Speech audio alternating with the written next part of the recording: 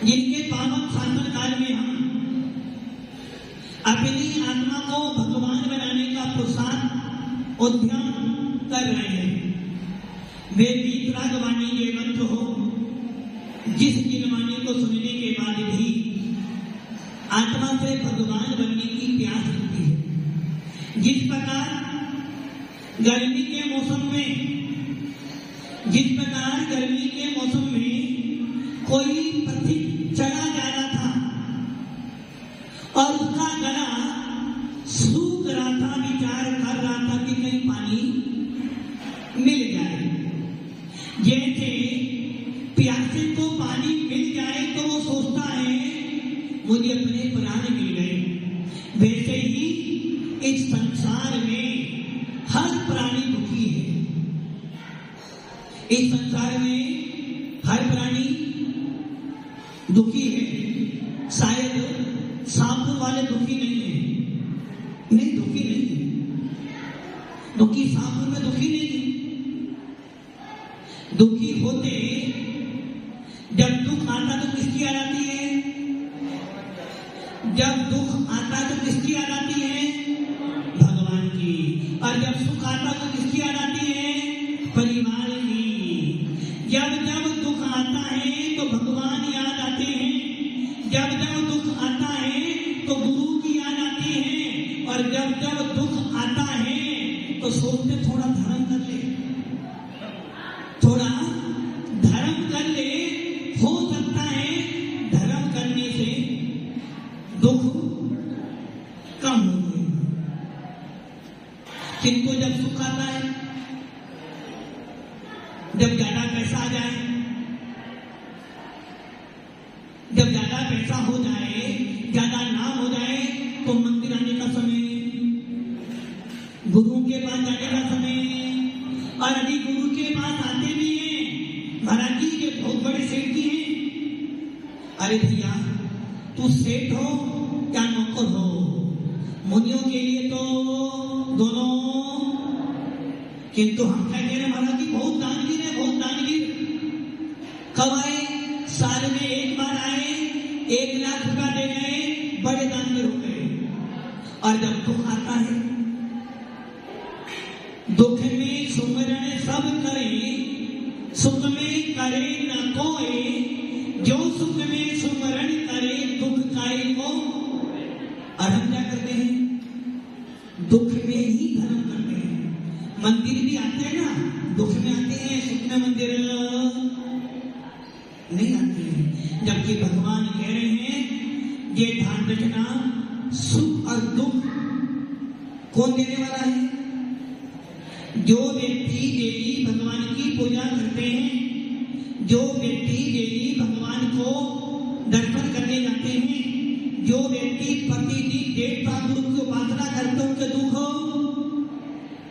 उनके दुख दूर हो जाते हैं। और जो व्यक्ति मंदिर नहीं जाता हो, महाराज के पास नहीं जाता हो, जिनवानी नहीं पढ़ता हो, अभिषेक पूजन नहीं करता हो, उनके दुख और बढ़, तो दुख और सुख कौन दूर करने वाला है? आपके दुखों को दूर करने वाला कौन है? भगवान मेरी नैया उसे पार लगा देना, अब तक तो निभाया है। कौन निभाएगा? भगवान। और सुख को देगा? भगवान की सेवा करने से क्या मिलती है? घर में भोले दादाजी हो, उनकी सेवा का क्या फल क्या मिलता है? उनका खजाना मिलता है। तो सुख कौन देगा? भगवान। ये ध्यान रखना, सुख और दुख ना कोई भगवान देगा, ना कोई गुरु देंगे, और ना ही कोई गिरवानी देगी। सुख दुख का कर्ता मैं स्वयं हूं। ना कोई दुख देने वाला है, ना कोई सुख देने वाला है। जब मेरे परिणाम अच्छे बनते हैं, जब मेरे भाव अच्छे बनते हैं, तो मुझे सुख की प्राप्ति होती है। और जिन दिन मेरे परिणाम खराब बनते हैं, तो सामने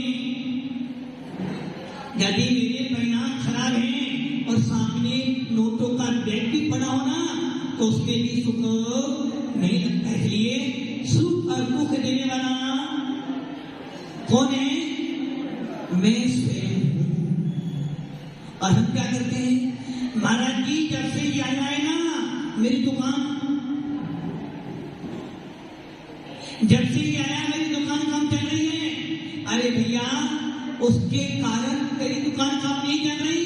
उसे देख देख कर तू जल रहा है ना, जो अपने परिणाम खराब बना रहा है, इस कारण तेरी दुकान काम चल रही है। कर भला, कर भला होगा बुरा, कर भला होगा भला, कर बुरा करके जाओ। भला तो नहीं करते। वो भजन है ना, भला किसी का कर न सको तो बुरा किसी का मत करना। फूल नहीं बन सकते हो तो कांटे बनकर। और हम क्या बन के रहते हैं? यदि घर में दो भाई हैं, अब वो खटे बनने वाला काम करते हैं। घर में दो भाई हों और दोनों भाई अभी दोनों भाई शादी नहीं हुई, दोनों भाई साथ में रहते हैं, और दोनों में से बड़े की शादी होगी। अब क्या होगा? जिंदगी क्या होगा? दोनों भाई शादी से पहले एक थाली में खा रहे थे। वही माँ थी, वही पिताजी थे, वही मकान था, वही बेडरूम था। एक ही शादी होगी बड़े वाले की। अब क्या हो जाएगा? किसने अलग करवाया? अलग किसने करवाया? आने वाली ने। जब दादाजी आने वाली ने, दादाजी आने वाली ने अलग नहीं करवाया, तेरी अपेक्षाओं ने अलग करवाया। वही माँ पहले थी, वही माँ है, वही पिताजी पहले थे, वही पिताजी आगे, वही भाई था, वही भाई। पहले माँ एक थाली में सूखी रोटी भी देती थी तो शांति से, फिर भी माँ का प्यार था। शादी हो जाने के बाद यदि माँ ने घी वाली रोटी भी दी है ना, देख लिया, छोटे वाले के लिए तो दूध भी दिया, तुझे तो दूध भी नहीं दिया। क्या हुआ? मतलब कि बाहर वाली के आने से कुछ नहीं हुआ। आप किसे दोष दे रहे हो? जब से ये आई है ना, हाँ भैया, शादी से पहले भाई भाई था, शादी के बाद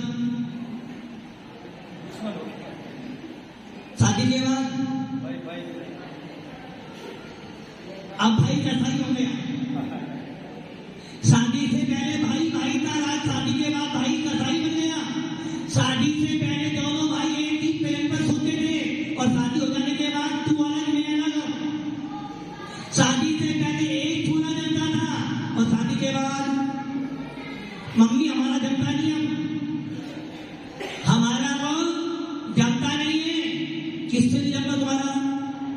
किससे? किनसे नहीं जमता? माता से, पापा से नहीं जमता।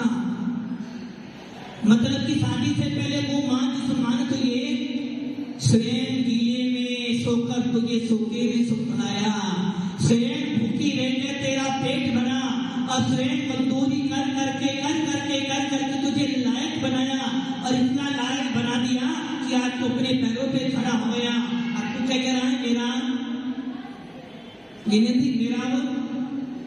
मेरा जमता नहीं। किससे नहीं जमता? जिस माँ ने 9 महीने तुझे कोख में रखा, जिस माँ ने तुझे 9 महीने का संभाल कर रखा, अब तू कह रहा है कि मुझे जमता नहीं। तुझे शर्म नहीं आती? जब 9 महीने तू गर्भ में था, जब कहता माँ मुझे नहीं जमता, जब तो ये चिंतन कर रहा था कि माँ किसी तरह 9 महीने पूरे हो जाए और मैं बाहर आ जाऊं तेरी सेवा। और उस माँ ने क्या करा? जब तू गर्भ में था, जो माँ ने खाया, जो भी माँ ने खाया, उसका सारा मन बना और उस मन के अंदर तू पड़ा रहा। और वो माँ 9 महीने तक यही विचार करती रही कि 9 महीने के बाद लड़का आएगा और मेरे बुढ़ापे की लाठी बनेगा, बेटा बड़ा होगा, लाड़ी आएगी और मैं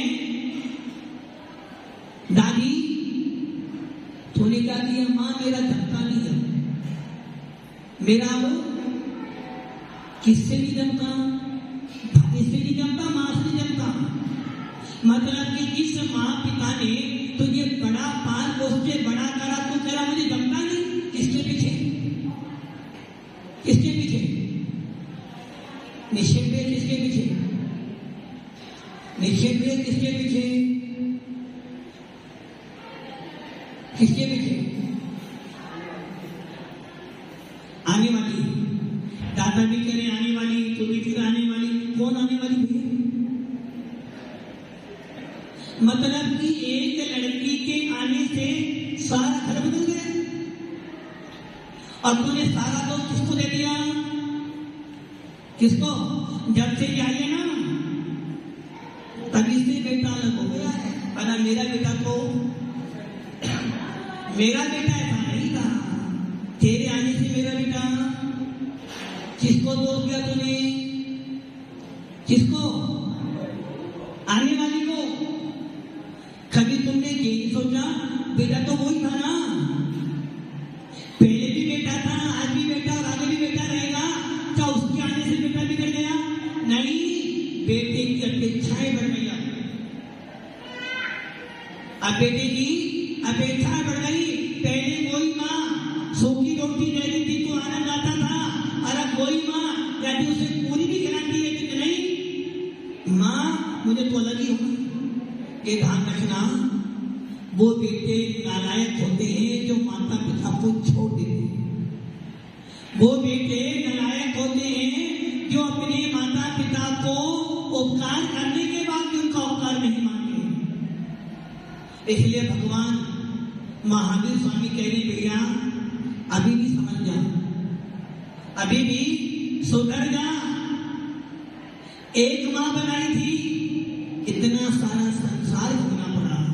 यदि एक बार दिलवानी को अपनी माँ बना लेगा, एक बार दिलवानी की गोद में आ जाएगा, तो तेरे जन्म मरण के सारे दुख हो छेड़ाला पड़ी, छेड़ाला अंदर ही छेड़ाला पड़ी। समझ स्वाध्याय करते हो? बोले महाराज वित्त मंत्री से फुर्सत नहीं तो मैं स्वाध्याय करूं। हाँ दादाजी स्वाध्याय करते हो? वो छेड़ाला में वो समझाए ना, भाले पन्ने में जाने न लयो, तरुणी तमे तरुणी रते रहो, अर्धमी तक सोने भूरा पहनो, जैसे रूप रखो। बचपन खेल कूद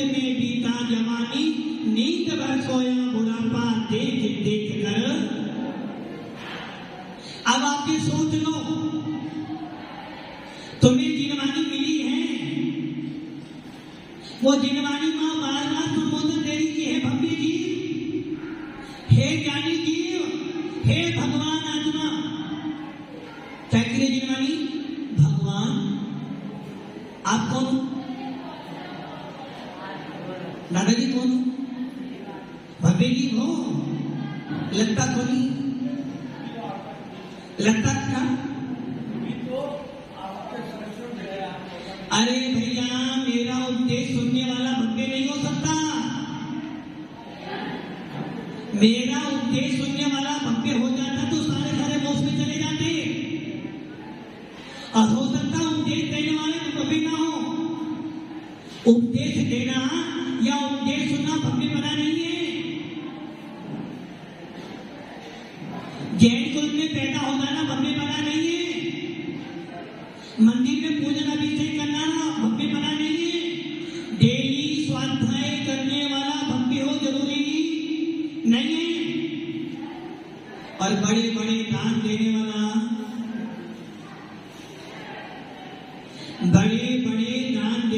भव्य हो जरूरी। और हम क्या कह रहे हैं? नहीं महाराज जी आपका उपदेश सुन रहे तो मिथ्या दृष्टि जीव को जिनवानी ना सोहाए। मिथ्या दृष्टि जीव को जिनवानी, और यदि वो सुनने आ जाए तो क्या करेगा? भैया कह रहे हमारा सो जाऊंगा। मिथ्या दृष्टि जीव को जिनवानी ना सोहाए, या तो लड़ाई करेगा या फिर सो जाएगा। और यदि इतना भी ना चले तो उठकर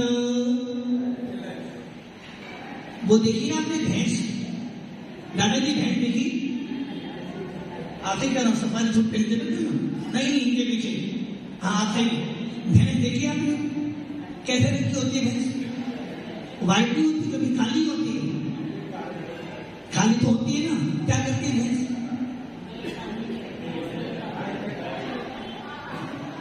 पानी में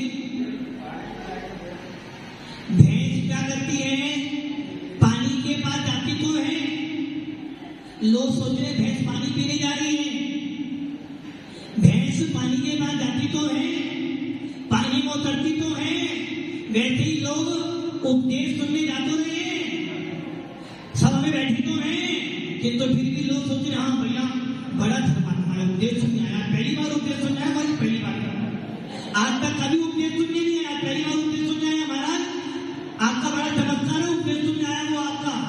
वैसी वो भैंस पानी के पास गई तो है, पानी में उतरी तो है, किंतु पानी में उतरने के बाद ना तो स्वयं पानी पिया ना पीने, ना स्वयं पिया ना पीने, और क्या करा? गंदा कर दिया। वैसे ही वो आया तो है उपदेश सुनने, किंतु वो ना तो उपदेश सुनता है ना ही सुनने, बल्कि गंदा और करता है। इसलिए ध्यान रख लेना, उपदेश सुन रहे हो भव्य हो जरूरी नहीं है। यदि उपदेश सुनने वाला भव्य होता तो ना जाने अभी तक तो आप नहीं मोहान है, सीधा मोक्ष। रात्रि भोजन त्याग नहीं, मोक्ष सीधा। अरे भैया मोक्ष को प्राप्त करना है तो आचार्य भगवंत उमा स्वामी कह रहे हैं मोह क्षयात् ज्ञान रचना वनत्रय क्षयात्ता केवलम बंदे हेतुआ भाव निद्राभ्याम कर्म विप्रमोक्षो मोक्षः।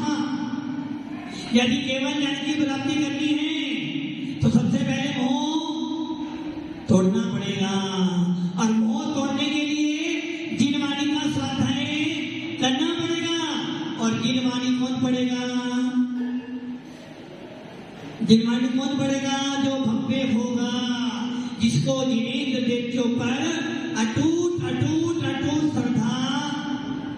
और आपकी श्रद्धा,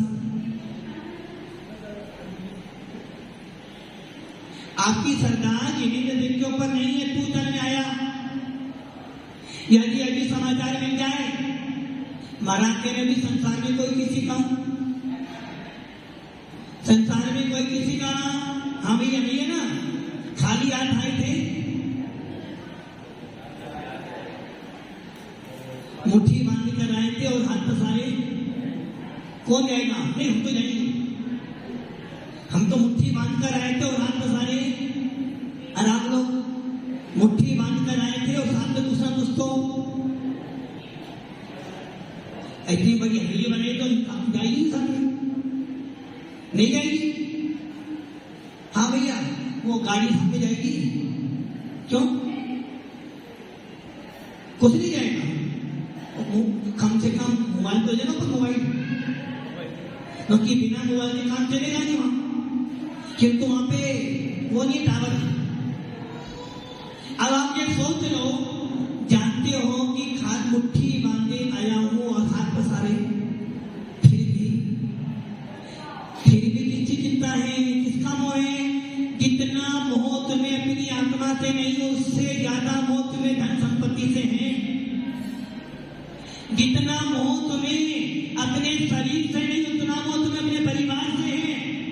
खाते हो तो परिवार के लिए, जीते हो तो परिवार के लिए, मरते हो तो परिवार के लिए, कमाते हो तो परिवार के लिए, दिन रात खून पसीना एक कर दो परिवार के लिए। किसके लिए कर रहे? किसके लिए? और जब जाओगे तो मान लो, हाँ भैया, मान लो किसी व्यक्ति की दोनों किडनी खराब हो जाए और डॉक्टर उसकी पत्नी से बोले, घर वालों से बोला कि कोई भी एक किडनी दे दो, ये तो बच जाएगा, किंतु जो किडनी देगा ना वो अधमरा हो जाएगा। बोलो कौन देगा? कोई देगा? कोई देगा? कोई देगा? और डॉक्टर ने कहते भैया दोनों किडनी देनी पड़ेगी, फिर तो क्या नहीं देगा? अरे तेरी पत्नी देगी नहीं? पत्नी तो पत्नी क्या बोलती है? तुम्हारे बिना मेरा जीवन क्या? तुम हो, तुम्हें हो। एक स्त्री का जीवन किसके ऊपर आधारित है? पति के ऊपर। और पति को 2 किडनी चाहिए, तो पत्नी देगी नहीं देगी? क्यों? जो पत्नी तुम्हारे बिना पानी नहीं पीती, तुम्हारे बिना खाना नहीं खाती, तुम्हारे देखे बिना वो श्रृंगार नहीं करती, और तुम चले गए तो उसका श्रृंगार भी उतर जाएगा, वो देगी ना? हाँ भैया देगी? नहीं देगी? क्यों नहीं देगी? देगी नहीं देगी? नहीं देगी। क्यों? वो जानती है इनके मर जाने से मेरा कुछ नहीं जाने वाला। ये जीवित हैं तब तक तो मेरे पति देव हैं, मरने के बाद मेरा कोई संबंध नहीं से। अब आप ये सोच लो, जो पत्नी तुम्हारे जीते जी तुम्हारे लिए किडनी नहीं दे सकते, तो बताओ तुम क्या किसके पीछे दे रहे? महाराज जी परिवार है ना, महाराज जी बच्चे हैं, उनका पालन पोषण करना। वही बच्चे क्या करेंगे? क्या करेंगे? बड़े प्यार से पाला था, जो इकलौता बेटा था, चिल्लाता है पानी को, कोई न पानी देता है, भूखा प्यासा ही हो, भूखा प्यासा ही एक दिन मर जाए रे, जीवन है पानी की गोंद। किससे वो कर रहे हो? पत्नी से, बच्चों से, दादा से, पापा से, मम्मी से, मकान से। यदि गाड़ी पे किसी ने पत्थर मार दिया, हाँ भैया पीछे वाले ब्रेक पे आदि किसी ने गाड़ी में पत्थर मार दो, क्या हो जाएगा? अभी नई गाड़ी आई है, किसी ने पत्थर मारो, क्या हो जाएगा? लड़ाई करोगे ना? और मान लो और कोई तुम्हारी आत्मा में कसाई उत्पन्न करा दे तो कुछ नहीं होने वाला। मतलब कि पुद्गल की वस्तुओं पे जरा की खरोच आ जाए तो क्रोध बढ़ जाता है, किंतु ये भूल रहा है इस गाड़ी पे पत्थर नहीं पड़ा, तेरी आत्मा में कसाई बढ़ गई और तेरा भव बढ़ गया। तेरे को मकान की धूल आदि लगी है तो क्या करते हो? सवेरे सवेरे गाड़ी को कौन साफ करता? नौकर। नौकर या स्वयं? और घर में झाड़ू लगानी हो तो, यदि घर में एक गिलास पानी भी पीना है तो कौन लाएगा? क्योंकि मैं पति हूं ना, और गाड़ी को साफ कर रहा है। मतलब कि तेरे को बाह्य वस्तु से तो मोह है, अपनी आत्मा से। दुकान की सफाई डेली करते हो, और अभी एक दिन मंदिर में झाड़ू लगाने का नंबर आ जाए तो अब आप सोच लो किससे मोह कर रहे हो आप? जिससे मोह कर रहे हो तेरे साथ में जाने वाला नहीं, और जिससे मोह करना चाहिए था, जिससे अनुराग करना चाहिए था, उससे तेरा बैर बना हुआ है। बोलते हो ना, रहे सदा सत्य संगे उन्हीं का, थाने उन्हीं का, नीते रहे उन्हीं जैसी छरिया में ये किन रहे चित्त? आपका चित्त कहाँ है? दादाजी कहाँ है तुम्हारा चित्त? दादी के पास। हाँ बेटा तुम्हारा मन कहाँ है? अब आप ये सोच लो, बोल क्या रहे हो? बोल रहे हो कि मेरा जीवन हमेशा जिनके पास मेरे देश का गुरु के पास, और कर क्या रहे हो? यहां तक कि तुम्हें ये भी होश नहीं है, आप कपड़े भी पहनते हो ना, पूछ कर पहनते हो। और कौन से कपड़े पहनो? शादी में जाना हो तो पहले 10 बार आईना देखते हो, मैं अच्छा लग रहा हूं क्या? किंतु कभी आत्मा का आईना देखा कि मैं कितना अच्छा लग रहा हूं? भव्य आत्माओं, इसलिए जरूरी है जिनवाणी का स्वाध्याय।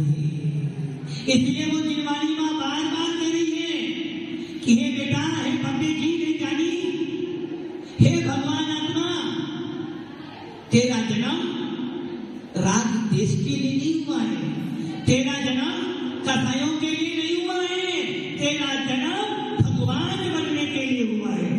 तो ये जैन कुल मात्र एक उदाहरण देखो। एक बच्चा था, उस बच्चे को, हाँ भैया आपका बच्चा था, नहीं पड़ोसी का, तुम्हारा नहीं पड़ोसी। उस बच्चे के माता पिता ने बहुत पढ़ाया, बहुत पढ़ाया, बहुत पढ़ाया, पढ़ा लिखा कर उसको सीए बना दिया। क्या बना दिया? और सीए बनने के बाद यदि वो कूड़ा कचरा जमा करे तो क्या कहोगे आपको? मूर्ख है ना, पागल अच्छा है, पागल है ना। अच्छा ये बताओ, तुम कौन? जैन? हाँ, कितनी साफ सुथरा में जैन हो, रात में भी खाता है, बाहर भी खाता है, पानी भी अच्छा पीता, भी जैन हो। अब तुम सोचो, वो सीए वाला लड़का, वो पागल नहीं, पागल तुम हो कि तुम्हें जैन कुल मिला, मनुष्य भव मिला, देश का गुरु मिले, 5 इंद्रियां मिली, कर्म भूमि मिली, और उसके बाद भी तेरे को अपना बोध किसके पीछे भाग रहा है? पाप बड़ा ना भैया, सबसे बड़ा किसके पीछे भाग रहा? रुपये के पीछे, पैसों के पीछे, भोग के पीछे। हाय मेरा परिवार, हाय मेरा परिवार। ये चिंतन कर, जब तक तेरी श्वास चल रही है, जब तक तेरी श्वासों श्वास चल रही है, पापा कह रहे मेरा बेटा है, और पत्नी मेरी पति के बहुत अच्छे। अब विचार कर लो, 1 महीने के लिए, कितने महीने के लिए भैया? 1 महीने के लिए। ऐसा होगा भी, मान लो 1 महीने के लिए यदि तुझे बिस्तर पे पड़ना पड़े, 1 नंबर, 2 नंबर, 3 नंबर सारे बिस्तर पर हो, तो पति क्या कहेगी?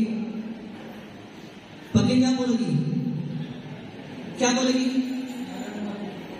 क्या बोलेगी पत्नी?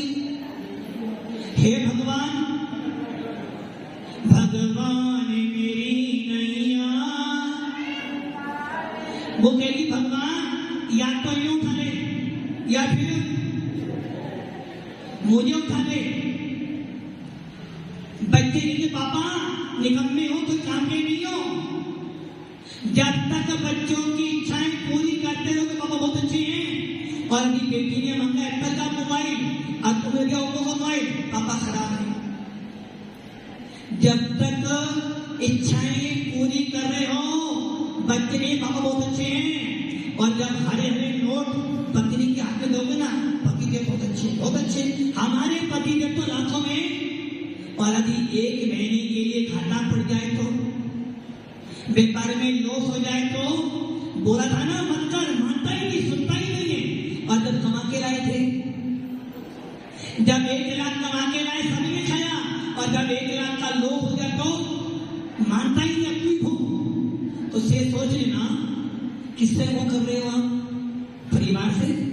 ये परिवार तो कहता है जलाकर आएगा और एक मुट्ठी रात नदी में भागेगा और एक फोटो लगाएगा साल में 1 बार। इसलिए आचार्य भगवान कह रहे हैं मोह तोड़ना चाहता है, केवल ज्ञान की प्राप्ति करना चाहता है। तो आचार्य भगवान कह रहे हैं मोह छया ज्ञान दर्शना मदंतरा इच्छा केवलम। यदि मोह का विनाश करना चाहता है आजा जीवानी के पास। यदि मोह का विनाश करना चाहता है आजा गुरुओं के पास। यदि गुरुओं के पास आ जाएगा, समाधि वर्ग करने आ जाएगा, कितना ही बीमार हो जाना, ये मुनिराज ज्ञानीवती तेरी सेवा करेंगे, तेरे बच्चों से, तेरी पत्नी से, तेरे माता पिता से लाख गुना तेरी सेवा करकर तो ये मोक्ष मार्ग पे लगा देंगे। किंतु तेरा मन कहां पर है? अभी भी ताली तो बजा रहे हो, किंतु मन कहां पर है?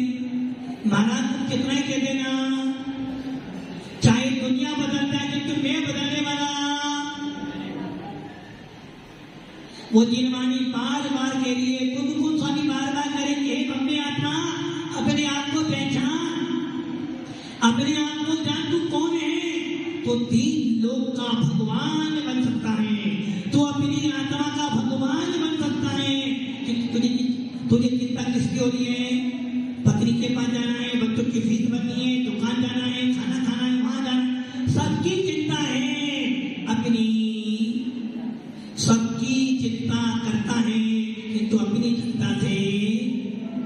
अब बताओ क्या हुआ? अच्छा ये बताओ, यदि किसी परिवार में 10 मेंबर हैं, कमाने वाला 1 है, यदि वो मर जाए तो क्या होगा? हाँ दादाजी क्या होगा? यदि एक परिवार में 10 मेंबर है, कमाने वाले लोग मर तो क्या होगा? परिवार बर्बाद हो जाएगा ना, सही है ना? जिनके माता पिता बचपन में मर जाते हैं उनका भी पालन पोषण होता है। तुम्हें ये तो चिंता कि मेरे बिना घर परिवार नहीं चलेगा, किंतु ये भूल कर रहा है, मूर्ख बन रहा, मूर्ख। तेरे बिना भी घर चलेगा, तेरे बिना भी तेरे से अच्छा चलेगा, किंतु यदि तू चला गया तो तेरा सब कुछ जो करना हो तो कर ले। बार बार अब जो मिला है फिर न मिलेगा, कभी नहीं कभी नहीं कभी नहीं। क्या परिवार ना? अरे हाँ, पत्नी कहाँ मिलेगी, बच्चे कहाँ मिलेंगे? अब जो मिला है फिर ना मिलेगा। सही है ना अध्यक्ष जी? आपकी बात को अध्यक्ष जी बन गए, तुम्हारी क्या बनोगे? इसलिए आप बन गए तो हटवा ही नहीं आपकी बात को। ये सारे गलत काम कर रहे हो भक्ति आत्माओं।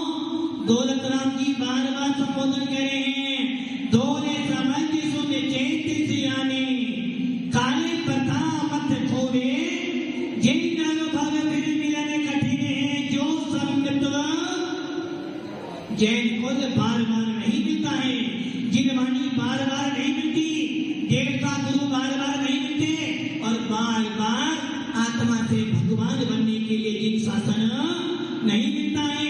अभी जिन शासन मिला है, देवता गुरु मिले हैं, अच्छी क्रिया मिली है, अच्छा कुल मिला है, और यदि तूने अब की बार काम कर लिया, यदि तूने अब की बार पुरुषार्थ कर लिया तो अनंत भव तेरे सुधर जाएंगे, और यदि अब की बार चूक कर दी तो तेरे अनंत भव बढ़ जाएंगे। तो भक्ति आत्माओं समझदार हो, कितने समझदार हो वो तुम्हें पता है।